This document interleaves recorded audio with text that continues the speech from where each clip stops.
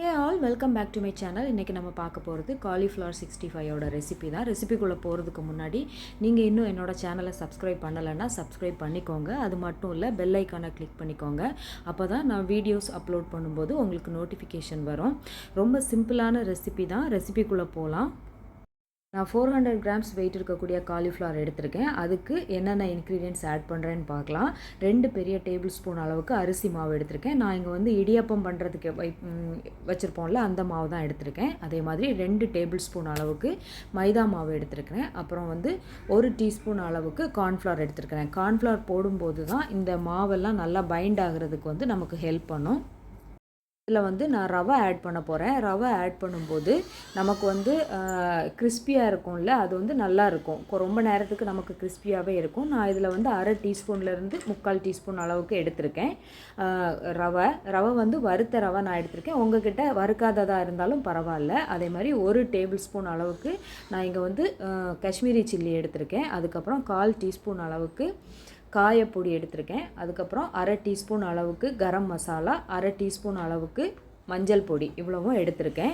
இதை வந்து இது தேவையான அளவு உப்பும் போட்டு இதை வந்து நல்லா இந்த மாவு ஐட்டம்ஸை வந்து நல்லா மிக்ஸ் பண்ணிக்கணும்.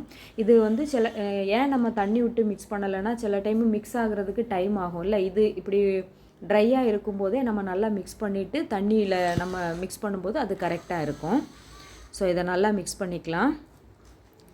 நல்லா மிக்ஸ் ஆகிடுச்சு. இப்போது நான் வந்து 400 கிராம்ஸ் வெயிட் இருக்கக்கூடிய காலிஃப்ளவரை வந்து ஏற்கனவே அந்த சின்ன சின்ன பீஸாக எடுத்து ஹாட் வாட்டரில் மஞ்சள் பொடி போட்டு அதை நல்லா ஊற வச்சு க்ளீன் பண்ணி எடுத்து வச்சுருக்கேன். இப்போது இந்த மாவு நல்லா மிக்ஸ் ஆனதுக்கப்புறமா அந்த காலிஃப்ளவர் எல்லாத்தையுமே வந்து நம்ம இதில் ஆட் பண்ணிக்க போகிறோம். ஸோ இது எனக்கு நல்லா மிக்ஸ் ஆயிடுச்சு. இதில் வந்து கொஞ்சம் ஒரு பச்சை மிளகா, அதுக்கப்புறம் கொஞ்சமாக கருவேப்பிலை, கொஞ்சமாக கொத்தமல்லி, இதையும் வந்து பொடியாக நறுக்கி ஆட் பண்ணிக்கோங்க. அப்போது வந்து ஃப்ளேவர் நல்லாயிருக்கும். நல்லா மிக்ஸ் பண்ணிக்கலாம். இதுக்கு கூட கொஞ்சமாக இஞ்சி பூண்டு பேஸ்ட்டாக இருந்தாலும் போட்டுக்கலாம், இல்லை நீங்கள் இடித்து சேர்க்குறதா இருந்தாலும் சேர்த்துக்கலாம். சேர்த்ததுக்கப்புறமா இதையும் நல்லா போட்டு மிக்ஸ் பண்ணிக்கோங்க. இது மிக்ஸ் ஆனதுக்கப்புறமா இதுக்கு கூட ஒரு லெமன் ஜூஸ் வந்து சேர்த்துக்க போகிறேன். ஒரு லெமன் ஜூஸ் போட்டாச்சு. அதுக்கப்புறமா 1 டேபிள் ஸ்பூன் அளவுக்கு நல்லெண்ணெய் இருக்குல்ல, அதையும் வந்து நம்ம இதில் சேர்த்துக்க போகிறோம். இது நல்லா மிக்ஸ் பண்ணணும். மிக்ஸ் பண்ணிவிட்டு அதுக்கப்புறம் க்ளீன் பண்ணி வச்சுருக்குறோம்ல அந்த காலிஃப்ளவர், அதையும் இதில் போட்டு நல்லா மிக்ஸ் பண்ண போகிறோம். இந்த காலிஃப்ளவரில் வந்து இந்த மாவு ஐட்டம் எல்லாம் நல்லா மேரினேட் ஆகணும், நல்லா கோட் ஆகணும். அந்த அளவுக்கு நல்லா மிக்ஸ் பண்ணிக்க போகிறோம். நல்லா மிக்ஸ் பண்ணிக்கலாம். மிக்ஸ் பண்ணதுக்கப்புறமா நல்லெண்ணெய் வந்து இது மேலே ஊற்றி அதையும் லைட்டாக இந்த காலிஃப்ளவருக்கு கூடயே மிக்ஸ் ஆகிற மாதிரி நல்லா கை வச்சு மிக்ஸ் பண்ணி விட்டுக்கோங்க. ரொம்ப அழுத்தி பிணையணும்னு இல்லை.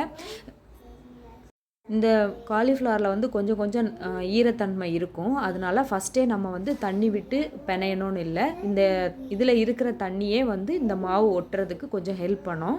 இதோ பாருங்கள், இதில் நான் தண்ணியே ஆட் பண்ணலை. ஆனாலும் வந்து நம்ம லெமன் ஜூஸும் ஆட் பண்ணியிருக்கோமோ, அதனால் அதில் உள்ள ஈரப்பதம், அதுக்கப்புறமா வந்து காலிஃப்ளவரில் இருக்கிற ஈரப்பதம் எல்லாம் சேர்ந்து நமக்கு இது கொஞ்சம் கோட் ஆகிறதுக்கு ஹெல்ப் பண்ணும். எல்லாத்தையுமே வந்து நம்ம நல்லா மிக்ஸ் பண்ணிக்க போகிறோம். நல்லா மிக்ஸ் ஆனதுக்கப்புறமா ஓரளவு இது வந்து இந்த மாவு வந்து கோட் ஆகும். கோட் ஆனதுக்கப்புறமா நம்ம கொஞ்சமாக தண்ணி விட்டு மிக்ஸ் பண்ணிக்கலாம். நல்லா மிக்ஸ் பண்ணிக்கோங்க. நல்லா மிக்ஸ் பண்ணிக்கோங்க. ஏன்னா மாவு வந்து அடியிலே தங்கி இருக்கும். நம்ம கையை விட்டு நல்லா கீழே இருக்கிற மாவு எல்லாத்தையும் மேலே வர மாதிரி மிக்ஸ் பண்ணணும். அப்போ தான் கரெக்டாக இருக்கும். இப்போது நான் எண்ணெயும் ஆட் பண்ணிவிட்டு அப்புறம் 1/4 கப் அளவுக்கு தண்ணி விட்டு நான் கொஞ்சம் கொஞ்சமாக பிணையிறேன்.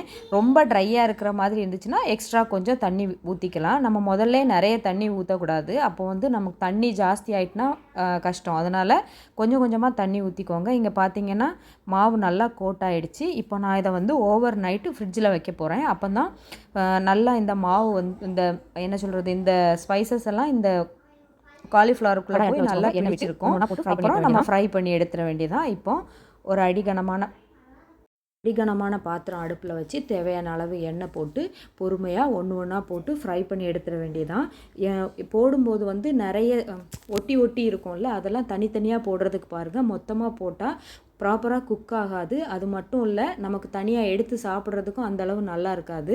ஸோ நீங்கள் வந்து போட்டு எடுக்கும்போது எண்ணெயில் போடும்போதே உதுத்து போட்டு எடுத்துக்கோங்க. ஸோ இப்படி பொறுமையாக ஃப்ரை பண்ணி எடுத்துட வேண்டியதான். இந்த போடும்போது இந்த பபுள் வந்து ரொம்ப வரும். எப்போ குக் ஆகிடுச்சோ அப்போ வந்து இந்த பபுளோட அளவு வந்து கம்மியாயிடும். பொறுமையாக அப்பப்போ திருப்பி போட்டுக்கோங்க. அப்போ தான் எல்லா இடத்துலையுமே ஈவனாக குக் ஆகும்.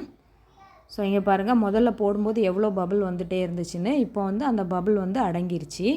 ஸோ இப்போ வந்து நம்ம எடுத்தோன்னா இது வந்து கரெக்டாக இருக்கும்.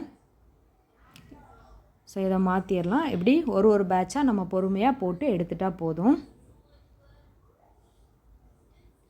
ஸோ அவ்வளோதான். இப்போ அடுத்த பேட்ச் போட்டுக்க வேண்டியதான். கண்டிப்பாக ட்ரை பண்ணி பாருங்கள். இது நல்லா கிறிஸ்பியாக இருக்கும்.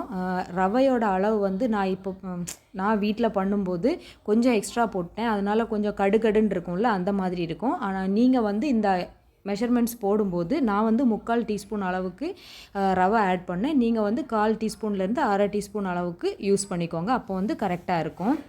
ஸோ வீடியோ பிடிச்சிருக்கும்னு நினைக்கிறேன். கண்டிப்பாக ட்ரை பண்ணி பார்த்துட்டு எப்படி இருந்துச்சுன்னு சொல்லுங்கள். தேங்க்யூ ஃபார் வாட்சிங்.